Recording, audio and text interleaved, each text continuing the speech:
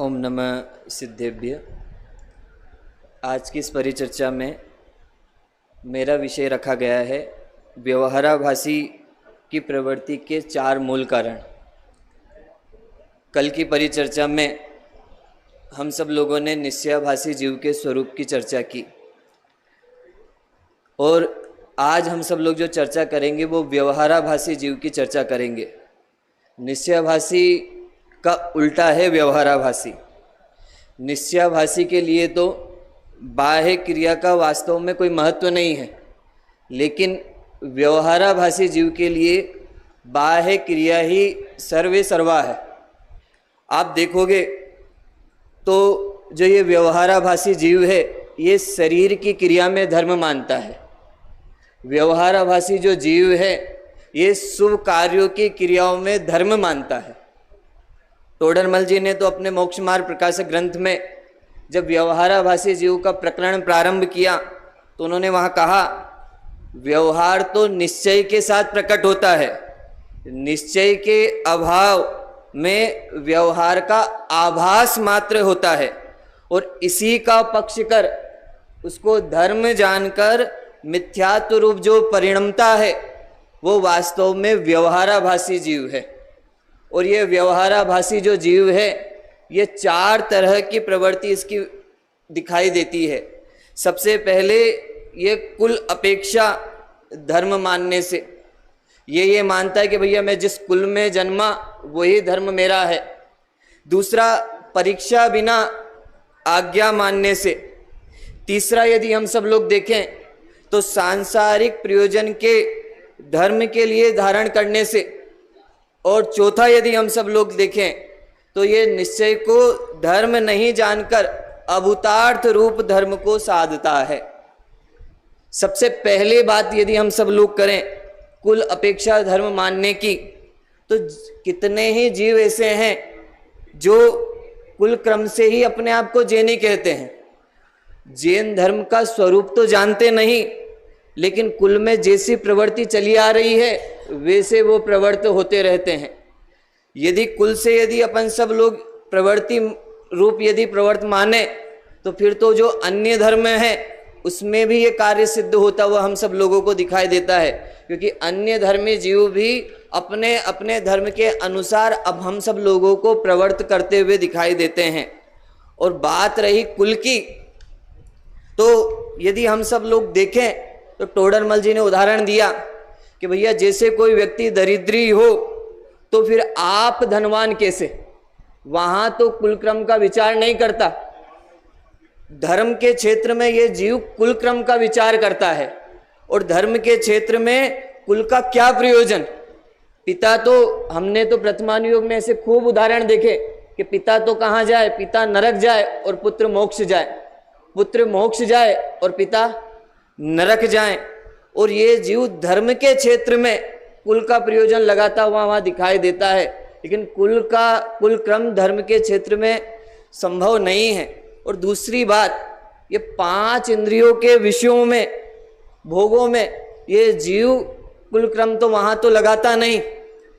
वहाँ तो ये विचार नहीं करता कि भैया मेरे दादाजी मेरे परदादाजी उनका रहन सहन कैसा था, उनकी वेशभूषा कैसी थी। जब बात धर्म की आए तो वहां पर यह जीव कुल कर्म का विचार करता है। ये जीव लौकिक कार्य के प्रयोजन की जब बात आए तो उसमें तो आगे बढ़ता है, लेकिन जब धर्म के क्षेत्र की बात आए तो वहां पीछे मुड़ के देखता है। वहां ये सोचता है कि भैया हमारे जो बड़े बूढ़े पुराने लोग थे वो क्या गलत थे, तो वहां ये पीछे की बात करता है। और कुल की जब अपन सब लोग बात करें तो बोलो वो परिस्थिति भी गुरुदेव श्री के समय की याद आती है, जब गुरुदेव ने श्वेतांबर संप्रदाय को छोड़कर दिगंबर संप्रदाय धारण किया। और उस समय बाबू युगल जी ने एक कविता लिखी, उसकी कुछ लाइन है, बोली दुनिया अरे अरे रे मात पिता का धर्म न छोड़ो, जिसने तुम्हें जन्म दिया है उस पथ से अब मुंह मत मोड़ो। हरी भरी सी कीर्ति लताएं दिग दिगंत में व्याप्त तुम्हारी।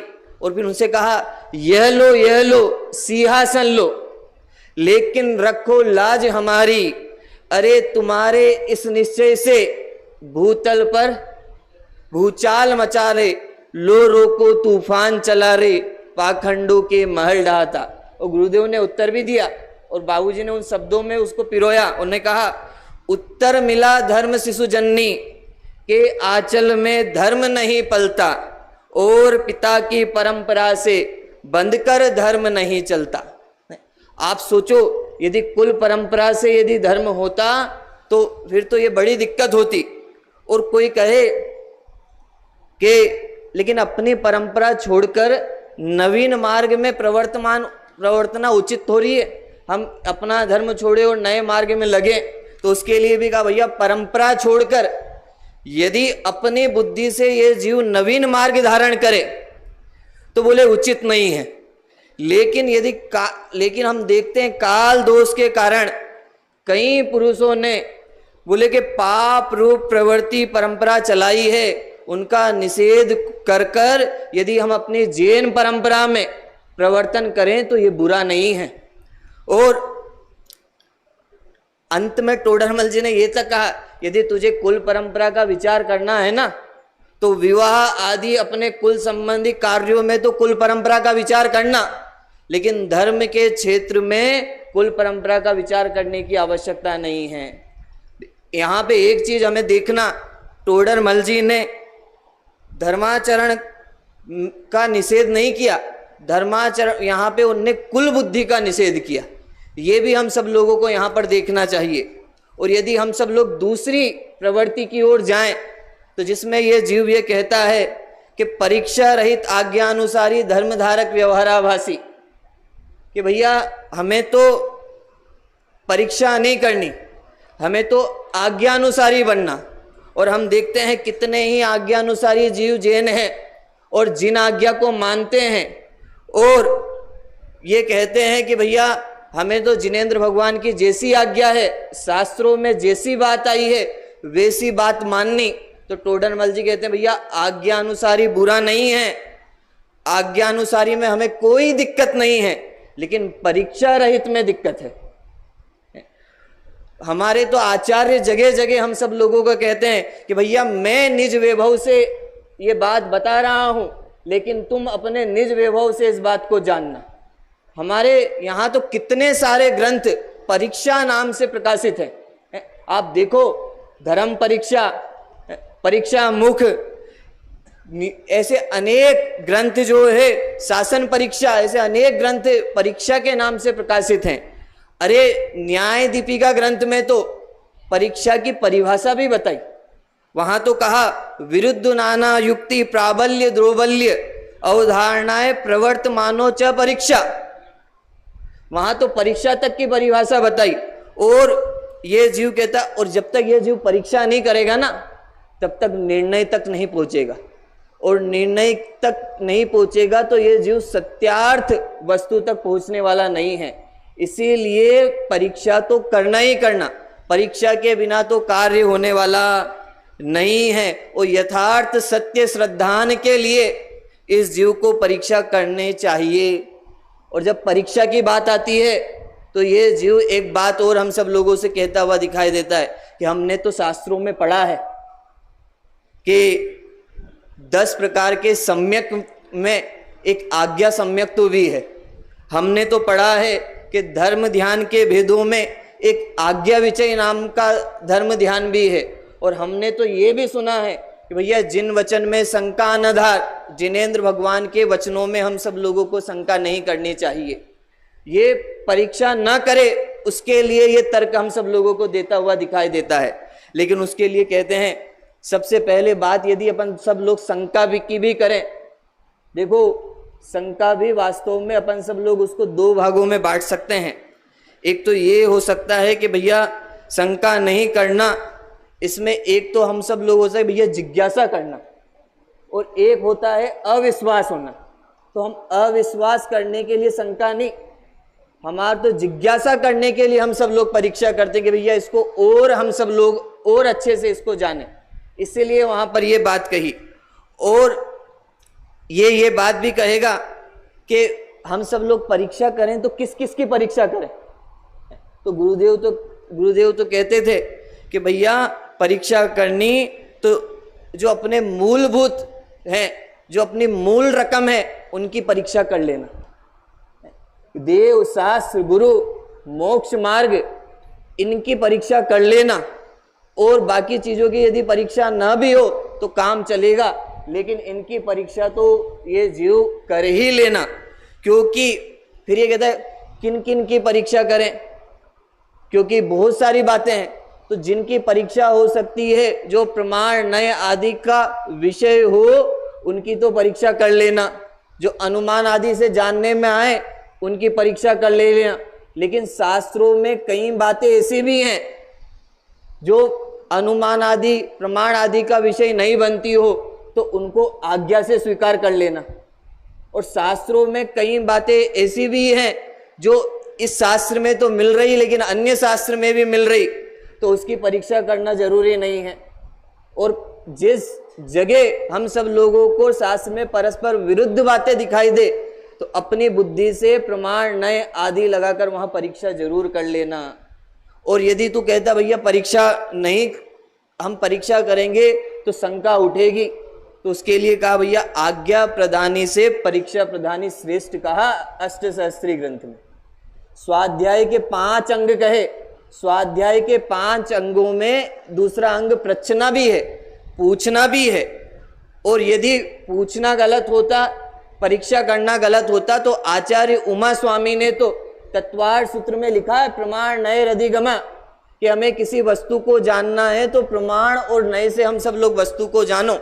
इसीलिए कोई भी वस्तु हम सब लोग जाने, शास्त्र में कोई भी बात जाने, तो यदि परीक्षा करके जानेंगे तो उसके सत्यार्थ चीज तक हम सब लोग पहुंचेंगे, उसका सच्चा श्रद्धान हम सब लोगों को होगा। और यदि हम तीसरी बात और देखें, जो ये कहता हुआ दिखाई देता है हम सब लोगों को व्यवहाराभासी, के सांसारिक प्रयोजन के लिए धर्मधारक व्यवहाराभासी, ये थोड़ा खतरनाक है। अभय जी भाई साहब तो जो प्रारंभ के जो 2 हैं उनको तो भोले मिथ्या दृष्टि कहते हैं, और ये जो तीसरा जो है इसको कहते हैं ये बेईमान मिथ्या दृष्टि है।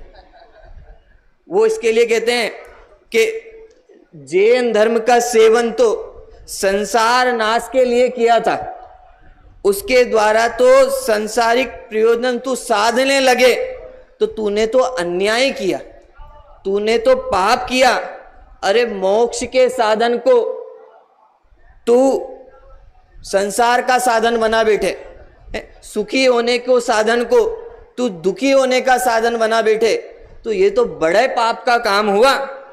अब कुछ लोग इसमें बहुत सारी चीजें हम सब लोगों को कहते हुए दिखाई देंगे, लेकिन हम यदि ऐसा काम करें जिससे धर्म भी सदे और आजीविका भी सदे, तो ऐसा कार्य कर सकते हैं कि नहीं कर सकते हैं।